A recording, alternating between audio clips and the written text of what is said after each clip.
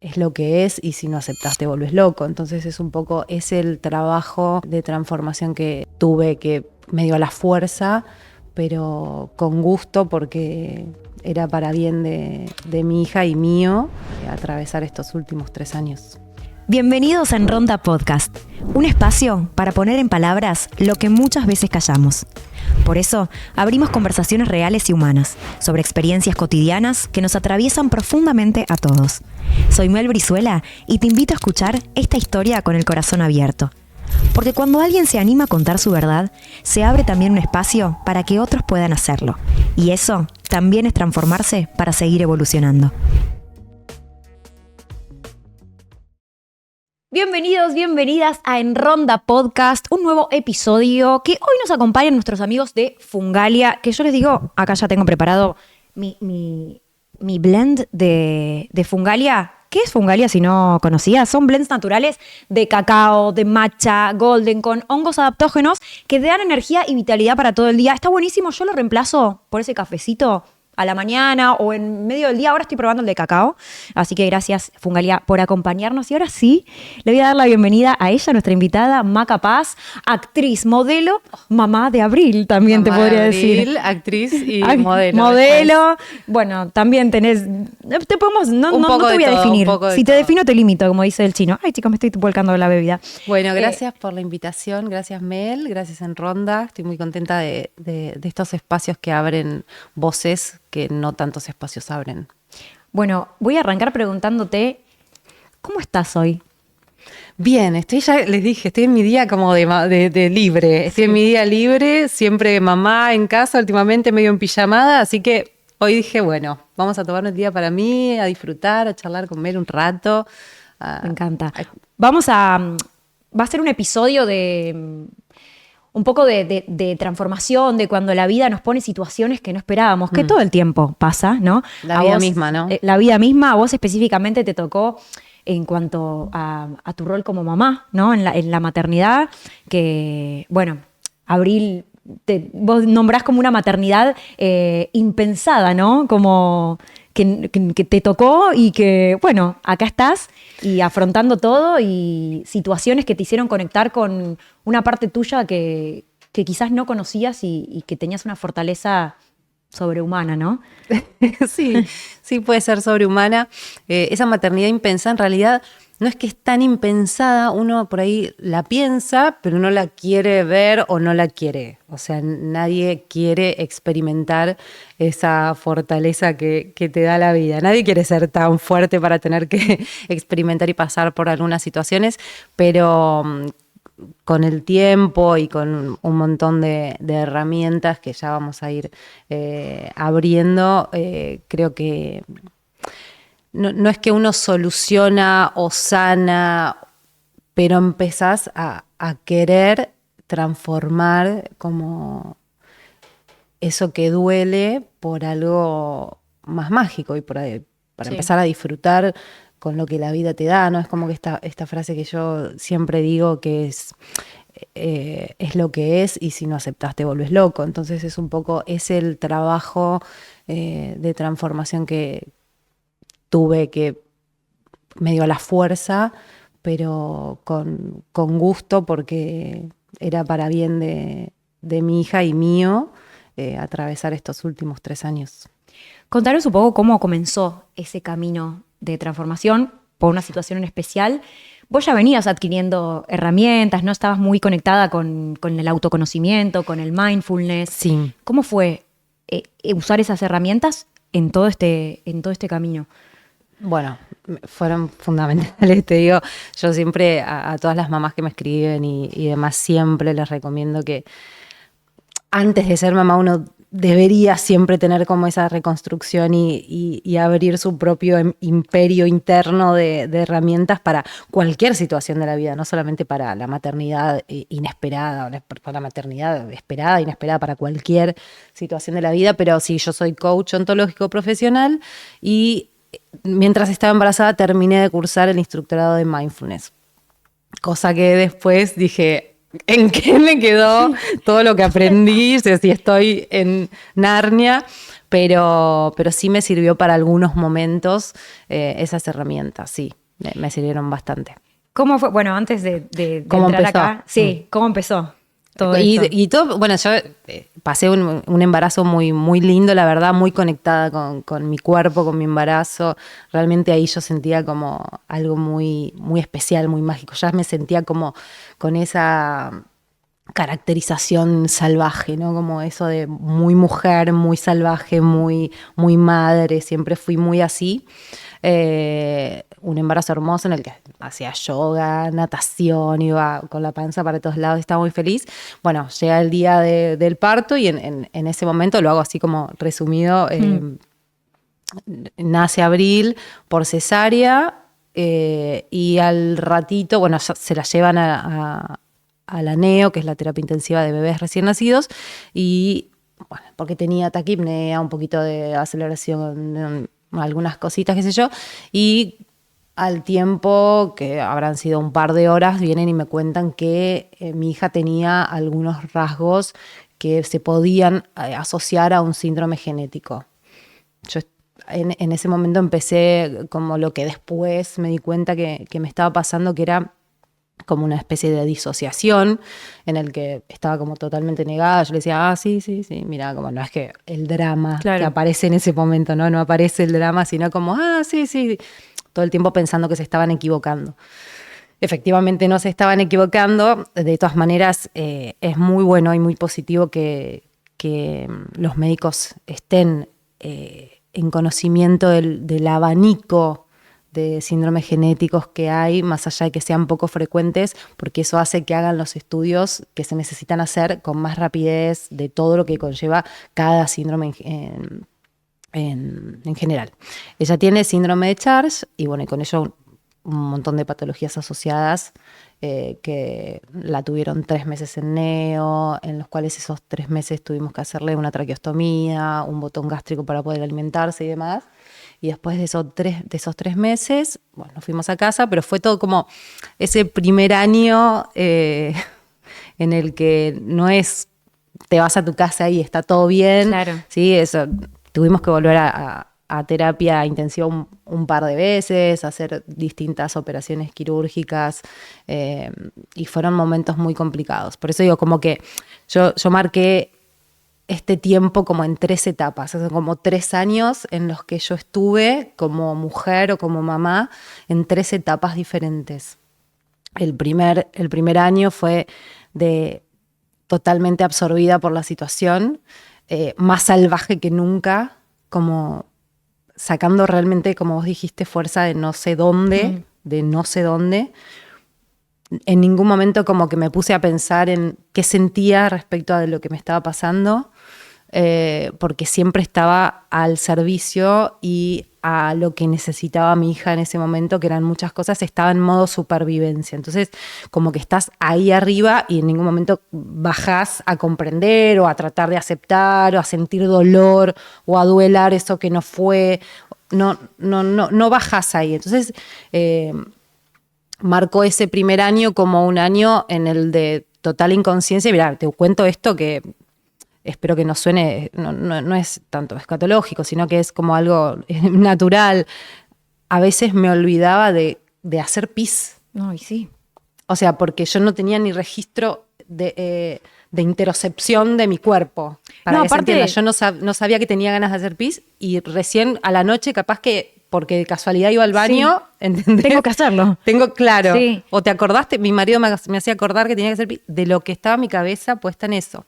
Pero aparte, me imagino que también durante ese primer año fue todo el tiempo buscando información y adquiriendo nuevos conocimientos sobre qué era ese síndrome, ¿no? Porque no era que a vos te lo habían diagnosticado al primer trimestre de embarazo, por ejemplo, y te podías ir preparando para todo eso. Era la búsqueda constante de poder trascender eso, de ayudarla a tu hija y de ir conociendo de qué se trataba también todo esto.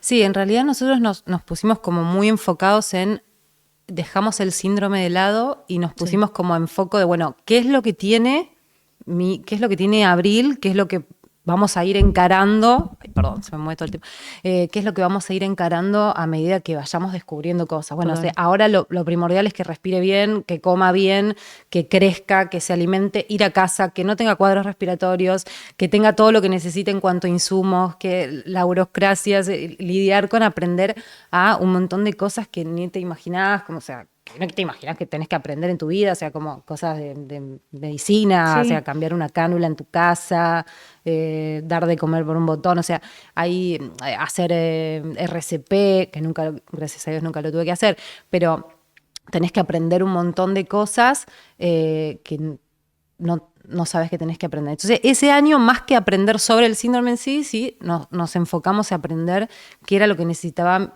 nuestra hija. Y éramos porque somos como juntos con mi pareja, con mi novio, mi marido, los dos aprendiendo al mismo tiempo, ¿no? Esto de enfermeros, terapias ocupacionales, fonoaudiólogos, médicos, pero nos habíamos olvidado de ser padres.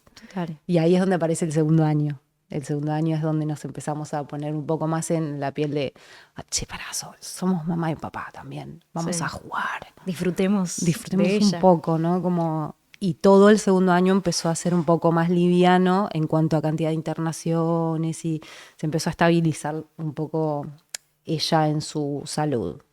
Y ahí en ese momento, cuando pudiste bajar, ¿qué te encontraste? ¿Qué había dentro tuyo que...? Ahí empecé, cuando se estabilizó Abril, empezó la catombe mía. Sí, claro, o una sea, revolución. claro, porque imagínate un año entero de apago el switch de quilombo, todo. vamos a decirle así. Segundo año para mí fue muy, muy crítico. Tuve una bajada de línea de todo eso, lo que había pasado. Además, vos cuando estás en este submundo que le llamo yo, de la discapacidad y te empezás a rodear con gente que empezás a querer, a conocer, que también tiene a sus hijos con discapacidad, empezás a ver cosas que duelen, que cuando vos no estás en ese submundo tal vez ni las ves, que no está mal tampoco, digo, pero no se ven, no son visibles a la vista de quien no está dentro. Entonces, ese poquito de dolor de esta familia, este poquito de otro dolor, este dolor propio de las cosas que uno va cayendo en cuenta, más todas las cosas que le van pasando a las otras familias. Y bueno, personalmente también el fallecimiento de mi ahijada de 7 años fue como que me terminó de hundir. Me terminó de hundir y ahí fue donde todo lo que yo creía que me podía ayudar con todas las herramientas que yo había construido durante tantos años de coaching, de autoconocimiento, de 10 años de psicoanálisis, de mindfulness, todo no sirvió absolutamente nada. Yo caí en un pozo muy grande y me costó mucho tiempo salir, pero bueno, ahora estoy acá, así que está en evidencia que ya he podido salir un poco. ¿Sentís que también te ayudó mucho el compartir tu experiencia y escuchar las demás experiencias y sentir que no estabas sola en todo esto? Sí, porque es lo primero que sentís. Cuando pasa algo, pero digo, a un montón de gente, sí, ¿no? Sí. O sea, en cualquier experiencia traumática, en cualquier experiencia, uno lo primero que siente es como esto de me está pasando a mí, no le pasa a más nadie. Y guardárselo para uno te va como alejando cada vez más de la realidad que están viviendo un montón de otras personas y que puedes escuchar voces y que puedes escuchar recomendaciones y que capaz tienen palabras para darte porque están más avanzados en la misma historia o en una historia similar, que son muy nutritivas para escuchar. Y es esto, ¿no? Es como esto de no sentirse tan solo. Y fue como muy recíproco también. Las redes sociales también en este sentido me sirvieron mucho, porque fue muy recíproco, me llegaban muchos mensajes de mamás recomendándome cosas o haciendo, che, fíjate tal cosa, o me recomendándome tal médico o tal cosa. Y después, cuando ya un poco eso aflojó, que yo ya no era tan principiante en todo este mundillo, empecé como a devolver a quienes me estaban siguiendo y que empezaron a seguirme por todo lo que estaba pasando con Abril. Empecé a como a devolver un poco de esas herramientas que yo ya había construido. Vos Bueno, ya estabas en redes sociales antes del embarazo y todo. ¿Sentiste alguna vez a las redes como una presión o como que te daba taquicardia tener que contar todo este proceso que vos estabas viviendo? Sí y no al mismo tiempo. Del lado de la vida real era tan intenso todo lo que pasaba que de repente por ahí no había tanto tiempo para pensar en la presión, pero sí alguna vez me ha pasado, por ejemplo, no sé, cuando yo tuve mucho tiempo sin decir cuál era el síndrome que tenía mi hija porque no tenía ganas, porque todavía lo estaba procesando y era como, ¿cuál es el síndrome? ¿Cuál es el síndrome? ¿Cuál es el síndrome? Y yo tipo, ¿por qué no lo querés decir? ¿Qué te da vergüenza tu hija? ¿Viste? Que empiezan como cosas como raras que empiezan a pasar. Y yo, nada, estaba viviendo un proceso personal muy interno y muy, muy particular y muy personal. Pero en cuanto a la presión que más me ponía así por ahí era como la de seguir un poco con la dinámica de, ay, pero tengo que seguir trabajando y posteando y haciendo con marcas. Tengo que estar activa. Claro, tengo que estar activa para que no me olviden, viste, como que esa sensación de no quiero que me olviden, Sí. eso sí me ha pasado, como, pero por ahí pasaban meses y yo no estaba en interacción y decía, bueno, ya, o sea, es como eso también forma parte de la transformación, como de empezar a reconocer qué es lo importante. Y hay una frase que me gusta mucho, que ahora no me acuerdo quién la dijo, pero no es mía, que lo más importante es que lo más importante sea lo más importante. Hermoso. Y ahí es como que para mí también estas cosas te ponen en un lugar de prioridad, ¿no? Como de ver realmente son prioridades, muy prioridades. Sí. Y todo lo demás queda como, bueno, para cuando pueda, para cuando tenga ganas. Quizás no será para este tercer año de que estoy como que no llegamos, pero medio en esta transformación, quizás más holística, más de búsqueda personal, más de ver realmente quién soy después de haber pasado por todas estas vorágines. Quizás el cuarto año sea el de activar, ¿no? Entonces, bueno, de a poco, despacio y frenarme un poco, dejar de exigirme en querer hacer todo, porque ya tengo mucho y no puedo, realmente no puedo encargarme de todas las cosas que me tengo que encargar a nivel personal y además seguir sosteniendo quien yo creía que era o quién era para complacer a otros. No es posible eso. Eso es muy interesante y te escuchaba cuando hablabas de la etapa en la que estabas como ahí en el pozo y que ahora estás como saliendo, tratando de reencontrarte con la nueva Maca, porque ya la Maca de hace 2 años debe quedar una partecita porque tuviste que reconstruirte entera. También pasa mucho en los seres humanos esto de, caigo en la de ¿por qué a mí? En la victimización de ¿por qué me está pasando a mí? Y cuando empezás a conocer otras historias decís, bueno, no, hay otras personas que le está pasando, es la vida. ¿Cómo hiciste vos para apagar ese switch del ego, ¿no? De que es algo que soy yo, me está pasando a mí y nada más. Qué difícil es trascender eso, y más cuando estás en esa etapa de negación, quizás, y de que no encontrás para dónde salir, porque vos tenías herramientas, pero no estabas pudiendo agarrarte de esas herramientas para salir. ¿Cómo hiciste para poder apagar esa vocecita de egocentrista, por así decirlo? Todavía no la hice. Cuesta. Todavía no logré. Mi vocecita, creo que, a ver, para ser como realmente honesta, me da la sensación que la vocecita del ego va a ser como una convivencia eterna en vos, en mí y en todos, ¿no? Como lo que sí hay que empezar como a negociar con esa vocecita. No creo que todos seamos capaces de, o la gran mayoría seamos capaces de apagar realmente el ego, excepto que nos vayamos a la India a vivir en silencio. En silencio con gente. Los monjes tibetanos. Con monjes tibetanos. Me parece. Aún así creo que deben tener sus propios egos espirituales. Pero el tema para mí es ese, es como empezar a negociar y a darse cuenta. El punto está en la conciencia de qué estoy pensando, qué estoy sintiendo, como que nada, conciencia de estar un poco más presente, un poco más consciente de lo que me está pasando, de tratar de brindarme todo el mismo amor que le brindo a otros y empezar a hacer algunas que otras cositas por mí, para volverte como de repente más auténtico, porque sí, te querés como a quedar agarrado de quién eras cuando uno sufre alguna transición o alguna transformación, ya sea por un trauma, ya sea por una necesidad, por ganas o por lo que fuere. Creo que si te quedás como agarrado de ese ser que uno era, ahí está donde el ego empieza como tipo, no, vos no sos esto, vos sos el otro, es el ego el que te marca, el que te quiere decir quién sos, y ahí está la lucha, ¿no? Pero yo estoy queriendo ser quizás otra persona hoy, o ya innegablemente soy otra persona, Sí. y esa vocecita es la que intenta como llevarte a no querer cambiar, que bueno, que es un poco el fin del cerebro, ¿no? El Sí. cerebro no quiere cambios, quiere que sobrevivamos. Exacto. Así que es Se un poco resiste eso. Sí. a la transformación. Y sí. Hablabas al principio de que tuviste que hacer un duelo. Obviamente yo ahora te escucho hablar y es un duelo de la persona que fuiste. Y también siento como un duelo de la mamá que soñaste que querías ser, ¿no? Como esa cosa que vemos en las revistas, en las redes sociales. ¿Cómo fue eso? Sí.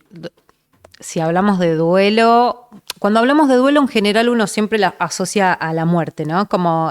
Pero no, podemos duelar un montón de cosas, podemos duelar esto mismo que dijiste, lo que creí que iba a ser, tanto laboralmente como profesionalmente o personalmente, cómo creí que iba a ser mi pareja, o cómo creí que iba a ser mi casa, o pensé que a los 40 iba a tener un auto, o a los 30 iba a tener mi casa y mi auto.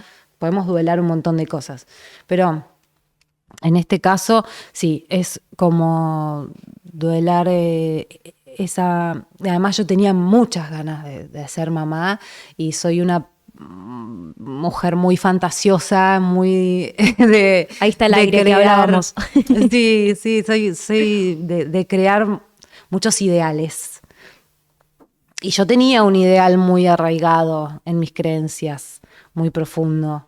Y entonces, cuando la estructura de las creencias, vieron, por si no entienden lo que estoy diciendo, como las de Intensamente, las Sí. estructuras, bueno, las estructuras de lo que vos creaste durante toda tu vida con tus creencias y tus pensamientos se derrumba, empieza como, bueno, un proceso de duelo intenso. Y sí, la maternidad que no tuve, claro. Mi hija tiene una traqueostomía y yo tenía miedo de colapsarme. Yo tengo problemas con tipo los sonidos muy fuertes. Y tenía miedo de colapsarme cuando estaba embarazada. Y cuando va a llorar, cuando llora y cuando no sé qué. Tiene una tráqueo, no tiene sonido, no sale el sonido, no la escucho llorar. ¿Entendés?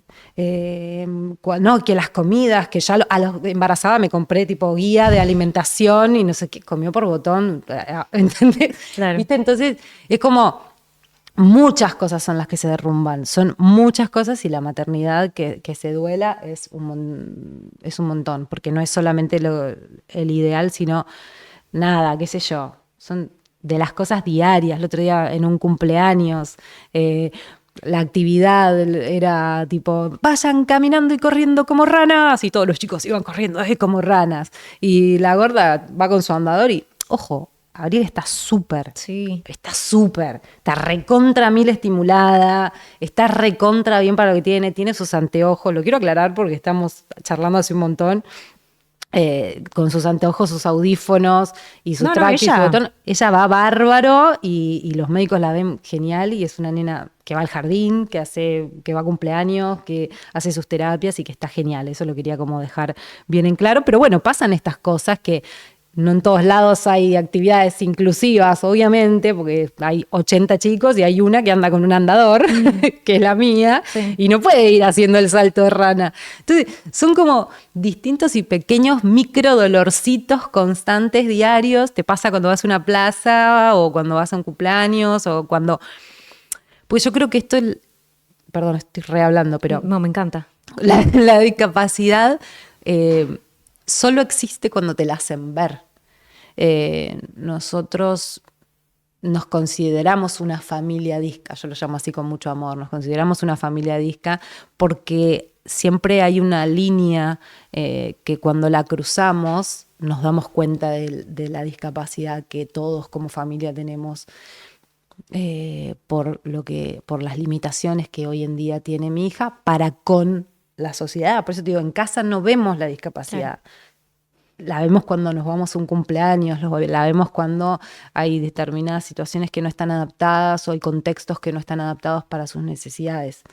Claro, pero ella en el día a día pasa mucho esto, ¿viste? Que por ahí la ven en el cumpleaños y, ay, mirá, va con su andador. Ella feliz de estar con su andador, ella no lo siente y eso es un gran trabajo de ustedes, porque realmente que ella hoy lo viva como, nada, esto es lo que me toca y sé que todavía te queda muchos años por delante a vos y un reproceso también para acompañarla a ella en que sienta que esta es una capacidad diferente de ella y que va a estar todo bien, porque va a estar acompañada por ustedes, pero sí, me imagino la lucha con ese límite que hablabas, con la sociedad, sí. Porque ese es el peor enemigo. Porque... Sí, bueno, en este caso no fue tan así porque justo eran todos amigos y todos la conocían y los nenes iban y jugaban y todo, pero bueno, sí había ciertas cosas que ella no podía hacer y eso como que es más un pequeño dolorcito como mamá que te agarra, pero en general, bueno, ella es mega inteligente, cognitivamente es una luz. Te contaba antes que sabe el abecedario, ella habla lengua de señas y sabe el abecedario y tiene 3 años y sabe un montón de palabras y nos comunicamos a través de lengua de señas todos en familia y tiene a veces más dialecto que otros niños que hablan con sus palabras, ¿no? Eso porque te taca la estimulación fue como ya nos pasamos, ¿viste? Entonces las terapias me dicen, dejá de enseñarle el abecedario, que dibuje, que pinte, que agarre una esponja. Bueno, sí, está bien, también dibuja y pinta, pero yo quiero aprender a enseñarle el abecedario. Sí. Es como que soy así muy hincha, por decirlo de alguna manera, con la estimulación. Pero bueno, veo los resultados, entonces no puedo parar. Es hermoso y también hablabas de tu compañero, tu marido, el papá de Abril, tu mano derecha, por así decirlo, porque van juntos de la mano. ¿Cómo es esa mapaternidad entre los dos? ¿Te sentís acompañada? ¿Es tu red de contención? ¿Se acompañan mutuamente? Porque bueno, no todos tienen la posibilidad por ahí de tener un compañero o una compañera que firmes los dos luchando hacia el mismo objetivo, ¿viste? Sí.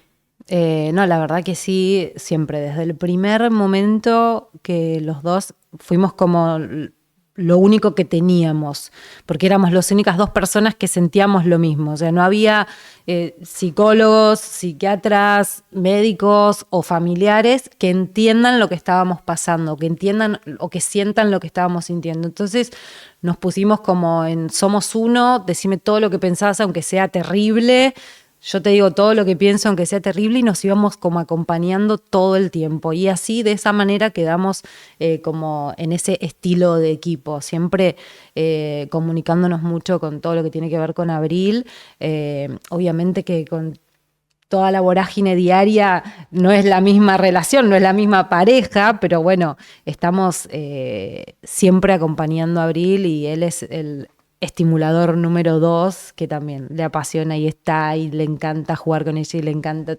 absolutamente todo lo que tiene que ver con Abril y somos un equipo, un gran equipo. Qué hermoso, Maca. Bueno, y para ir terminando, nuestros amigos de Fungalia, tanto como en Ronda, son fieles creyentes de que está bueno dedicarnos un momentito de conectar con nuestro ser interior, ¿no? Con esa espiritualidad, el alma que a veces nos cuesta, ¿no? Darnos ese momentito de conectarnos con eso. Y te voy a hacer la pregunta, Fungalia, para terminar. Contabas que estás como volviendo a reencontrarte con esa mujer que por ahí a veces en toda la maternidad te olvidas de conectar con esa mujer, Maca. ¿Qué es lo que hoy te conecta con eso? Esos momentitos en los que podés sentarte y conectar bien con tu presente, con estas herramientas que quizás en toda esta vorágine dejaste atrás, que es un poco el coaching, el mindfulness. ¿Cuáles son esos momentos de placer que te regalás? Se me vienen a la cabeza así como 2 momentos que ya los tenía de antes, que los había dejado y como que los retomé en esto de querer empezar a darme un poquito más de amor a mí misma. Levantarme, o sea, para mí me levanto y me hago el mate, levantarme, hacerme el matecito o una infusión o lo que fuere y ponerme a escribir lo que siento como una especie de drenaje mental y después en algún momento de la tarde tomarme como un ratito para leer 5 páginas, 3 liñitas, lo que se me permita al día, pero volver a la lectura para mí fue como un momento muy, muy lindo, ya que lo había como dejado de lado. Bueno, tengo un regalo para vos, nuestros amigos de Fungalia, que te va a venir bien para esta conexión de levantarte y hacerte una infusión. A ver. Mira, es el que estaba tomando yo, que es el de cacao. Pinta tiene. Sí, está exquisito. Para ese momentito, para conectar un poquito con vos, te haces la infusión. Vamos a dejar unos días el mate y vamos a por esto. Exacto, mate, café, todo, 100% me natural, encanta. Apto vegano. Energía todo. Natural la necesito, así que exactamente. Me viene bien. Muchas gracias. Así gracias, que Fungali, un regalito gracias, para vos. Mel, y gracias En Ronda por este espacio. Por favor, muy importante hablar de estos temas, que las otras personas por ahí están viendo ahí en el canal y escucharon esto y ya se sienten identificados y realmente uno a veces no tiene conciencia de lo que ayuda a las demás personas simplemente con hablar y exponer estos temas que, como vos decías también, el submundo, ¿no? Que hay un montón de cosas que no se saben. Sí. Y es muy importante tu rol. Luz. Exactamente. Muy importante tu rol y la verdad, nada, sé que muchas personas que te dicen te felicito por la fortaleza, pero para mí sos vos. O sea, vos sos esto. Creo que la vida te fue demostrando que nada, vas a tener que trascender un montón de situaciones y que estás preparada para eso y que sabés que tenés la fuerza para hacerlo y afrontarlo. Y creo que, bueno, Abril hoy es un gran reflejo, ¿no?, de lo que sos vos como mujer, porque que ella hoy tenga esta vida es producto tuyo y de tu marido. Así que, nada, eso, gracias. Y bueno, te esperamos nuevamente acá en Ronda Podcast. Y nosotros nos vemos en el próximo episodio. Gracias por acompañarnos en Ronda Podcast. Si estás transitando un camino de búsqueda, en enronda.com podés encontrar un espacio seguro para abrirte, para explorar y para transformarte. Somos una comunidad de profesionales del bienestar donde cada proceso es válido y cada paso, aunque sea pequeño, es importante. Visita nuestra web y agenda tu espacio.